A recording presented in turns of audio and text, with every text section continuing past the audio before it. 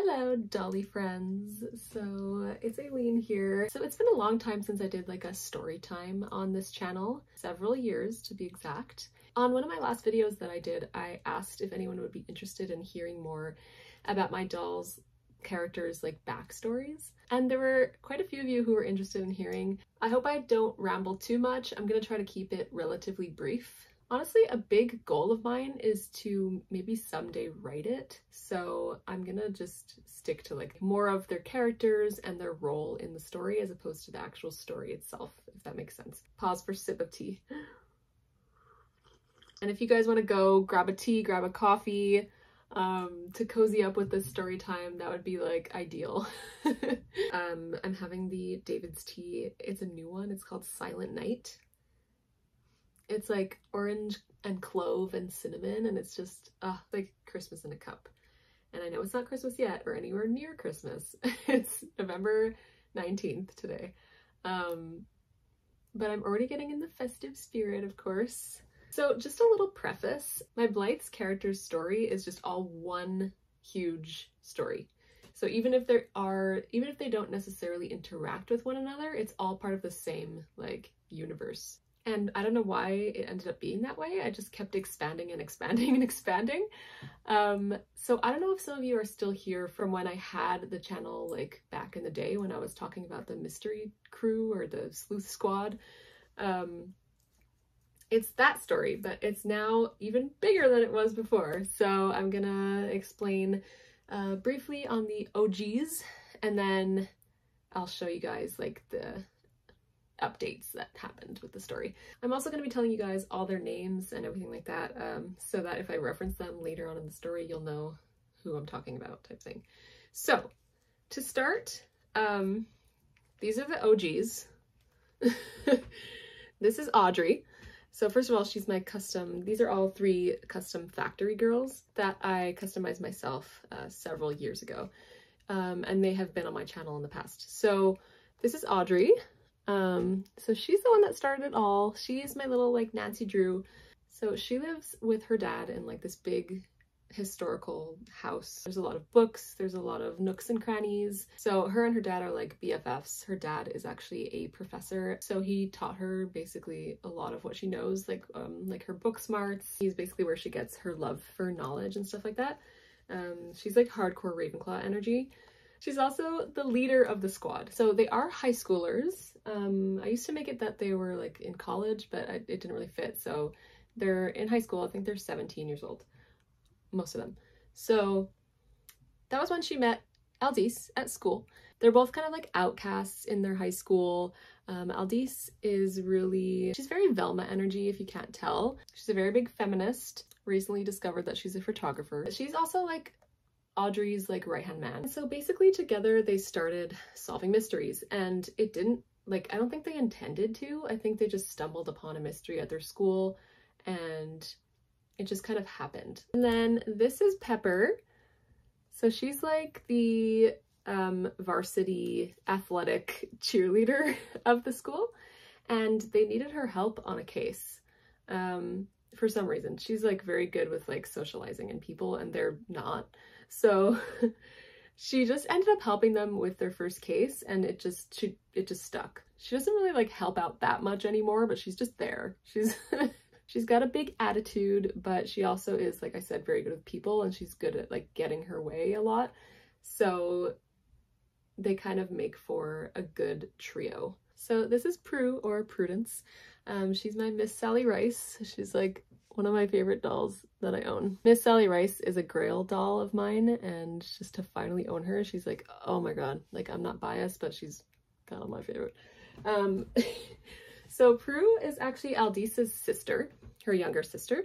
So she's probably like 15, 16, and she's like an outcast as well, but she's more like quiet, artsy type, whereas Aldis is more like brains and like logic. And so they kind of make a good pair because she has like the creative side and she has more of like the logic side. And so they ended up needing her help as well in a case, and so she joined them, but she joined them like a little bit later in the story. It's funny because I kind of picture like the story going a long time with just the 3 of them that I just showed you, and then recently picked up with all these new characters. And that's probably because I just decided to get a bunch of new dolls. So then this is Jolene, or Jo. She is my Disco Boogie EBL.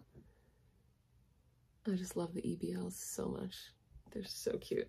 So she is actually Pepper's older sister. So again, another sibling pair. Yeah, I have one more sibling pair that I'm going to show you guys in a sec. But so yeah, they're sisters. It's funny because like one's custom and one's like an EBL, but they look, I find they look kind of similar. Like, I don't know. Anyway, but she's not really like part of the story too much. Honestly, I just really love Disco Boogie and I wanted her. But she's like an alumni of the school that they went to. She used to be a cheerleader as well as her sister, but now she's very much into music. So she goes out and has like gigs at like the local bars and stuff like that. Pause, because I feel like I forgot to mention the most important part of the story is that the era it takes place in is the 70s. And that is my little like homage to the Kenner Blythes, who came out in 1972. So the story actually takes place in 1972. Sorry, that should have been like the first thing I said. All right, next up we have these two girls. So this is Penny, or AKA Penelope, and this is Cosette. So they are two exchange students. So Penny is from England, so she's British, and Cosette is from France, so she's French. Honestly, again, just a case of I really wanted these dolls and I instantly just thought like of their characters and they came to me. So Penny is like that badass. She's like that badass 70s rocker chick that just doesn't give a blank about anything. She's like a smoker, probably has a motorcycle. And then Cosette is very much, as you can tell, she's like girly girl, but she's also like randomly funny. Like she has like a good sense of humor, even if she doesn't necessarily always mean it to be. And it's kind of like a part of it could be like a language thing that makes her so funny because she sometimes says like the wrong words for the wrong things. But so they came to the school together basically, and they instantly like befriended the group. So then this is Gigi. She's my little cozy cape girl, also one of my favorites. I just love the BLs with like the biggest passion. So Gigi is younger than the rest of the group. She is 13 or 14. I think she's 14 actually. And she is, I know you guys have probably seen her little Girl Scout look. She's a little Girl Scout, and she is the squad's biggest fan. She has like little like paper dolls of the squad and she really just wants to be them. She wants to be part of the squad. She looks up to them, but she's also insanely annoying. She gets on Aldice's last nerve way too much. Aldice hates her. Pretty much everybody hates her, but she doesn't care. She's completely shameless. She just is very bossy. She's like top of her class. She always wants to be the best, and she thinks she's the best. I picture like they probably do end up needing her help for one case, like reluctantly, and she randomly ends up being like a big help, but they don't use her help all the time. She's just there. She's just like the annoying character that you love to hate because she's so cute. So next we have Rory, and she is my chunky redhead Kenner that I restored myself. Just this doll is like ultimate comfort for me. Like she just feels so wise and comforting. She alleviates all my anxieties. Like I don't know if anybody else's dolls do that for them. I'm sure they do, because that's what dolls are for, let's be honest. But Rory in particular, every time I'm like stressed, I literally just like take her out, like touch her hair. It's such a instant soother for me. So I made her character very similar. She's very wise. She's my little witch girl, so she does like magic. She's very good at it, but she's also very smart about it. So she doesn't do anything that she's not supposed to be doing. She knows a lot of spells. She collects gemstones. She's like the kind of weird, they're all weird outcasts, because let's be honest, that's how I was in high school. But I pictured like she just does her own thing, you know, no one really talks to her. And where she's integrated in the story is that sometimes the group does need like paranormal advice, and so they would go to Rory for that. She's not like always with the group. She lives in like a big old kind of like Victorian home with her sister Sabrina. So Sabrina is my FBL leopard sass girl. And so, ooh, Rory's hair got all messed up. So yeah, here are the sisters. So Sabrina is younger. I just like tell like the FBLs just like look younger in general.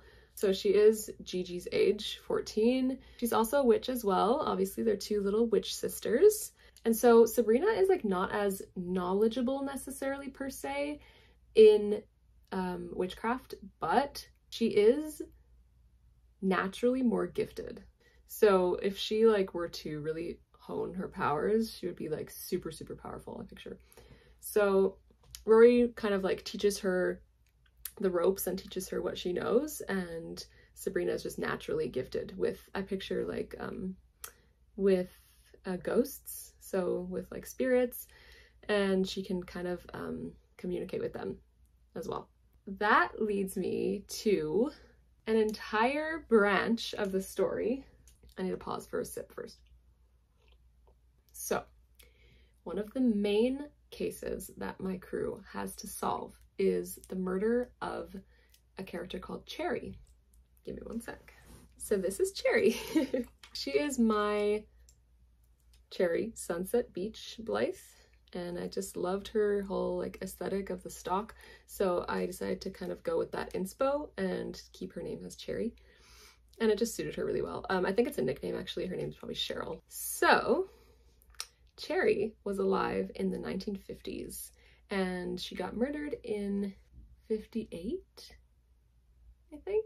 I can't remember the exact year that I made it, but anyway, she got murdered in the 50s. The squad is on the case because her murder was never solved, and it happened at the school. So this is like a whole branch of the story, which like I have a bunch of characters that are from the 50s. So there's like the ones from the 50s, the ones from the 70s, and then there's another branch that I'm gonna get to a little bit later. I told you it was very big. So then I ended up expanding and making it so that there was more than one murder under this same case. The squad like still hasn't solved this case yet. It's kind of like just open right now in my head. But anyway, they're trying to solve it. So the main one is Cherry. She's kind of like the one that started it all. And then there is my little nurse Angelica, whose name is Jules, or Julia. She was Cherry's nurse. So I think maybe what happened, it's like I'm almost like unclear on the specifics, honestly, was that Cherry got severely injured like by the murderer, whatever, at the school, and then had to go to the hospital wing, and that was where she died. So there was a whole hospital wing in their school in the 50s. It's not there anymore. Now it's something else in the 70s. But they found out that it used to be a hospital wing because Sabrina was communicating to Jules as a ghost. So she's like a little like ghost nurse. I definitely still kept with her theming, obviously. But also like the outfit that she wears is so 50s, and it just ended up working out perfectly. And I'm like, she's just forever gonna be wearing this. This is her ghost outfit. Like, that's literally her ghost outfit. So yeah, Sabrina communicated and continues to communicate to Jules as a ghost. So she's like kind of giving them leads on the case because she was Cherry's nurse, you know? So she knows like details about the case. Then we have my girl Juno, who's, oh my god, she's so beautiful. She's my fighting milk Serengay. I cut her bangs to look more like 50s style and gave her a gaze lift and everything like that. She has like the softest hair after I did a spa for her. It's like these gorgeous golden locks. And she is also part of the 50s storyline. So basically she's like the prom queen, very snobby, very like bossy, like leave me alone attitude. And also she has a dark side. So I think there's something mysterious about her. I think she might be involved in the murder somehow. If you guys know the song Killer Queen by Mad Psy, it's like her to a T. Like that's basically what inspired me to make her character. So yeah, she's like a hashtag killer queen. Killer prom queen. Very much Carrie vibes. That's like my favorite Stephen King novel, so I had to make somebody inspired by that. So she's a little bit evil, but we love her anyway. So the final branch of the story is actually a cartoon that my girls from the 70s watch and love. and they're like huge fans of it, and they're always like, you know, wondering when the next episode's gonna come out. And there's also like comic books of it. So the cartoon revolves around Omri, who is an AI. She was kind of invented as like a weapon. And so obviously she broke free of those constraints, as one does being a little robot. And now she like thinks for herself. She still like fights a lot, like she's super badass. So the cartoon is basically like space age, like 60s futurism, because I picture it started like in the 60s and now it's still going on in the 70s. It's like what the 60s and 70s thought the future would look like. Not cheesy though. Very much like girl power. I loved Totally Spies growing up, so it's a lot like that, but like in space. So yeah, Omri is the main character. She's like the leader. And then we have Callie, and Callie is my Mrs. Retro Mama, another Grail doll of mine. I'm so happy to own her. She's like the cutest thing, like just such eye candy. Like every time I look at her, I'm like, my heart melts. So I just love touching her hair. It's like so soft. So Callie is like the human in the story, and she's very much the brains behind the group. She's also very like level-headed and makes sure that everything's running smoothly. So she's like pretty much like Omri's sidekick, but also her father is the one that invented Omri. So basically she like helps Omri in her missions, doing whatever she got to do. And then finally we have Nixia, who is my Juno Estella girl. I added little eyeliner on her too. So cute. I love touching her hair and everything. Her hair is so beautiful after the spa. It wasn't always this beautiful, let me tell you. It was horrifying, actually. But after the spa, it's been glorious. So Nixia is an alien princess that they met on another planet. She teams up with them. I'll show them all together because they're so cute all together. So yeah, she ends up teaming up with them, and basically they explore the galaxy together. And Nixia is very good at like communications with like other planets and stuff like that, because she has like her magical alien powers, and so she's able to speak, I think, like any language. But yeah, that's their story. I do have, because I asked for Zoe and her pet fish for Christmas, so I'm kind of like already brainstorming a character for her. I think she might be part of their story as well. I think she might be another AI that was invented by Callie's father. But where Omri was invented for combat, I think Zoe, I might honestly just keep that name because it suits her so much and I can't like unstick it from her. I picture Zoe being invented for like friendship, for like kids. It's very similar to the AI movie with Haley Joel Osment, which is another one of my faves. So yeah, that's everything, guys.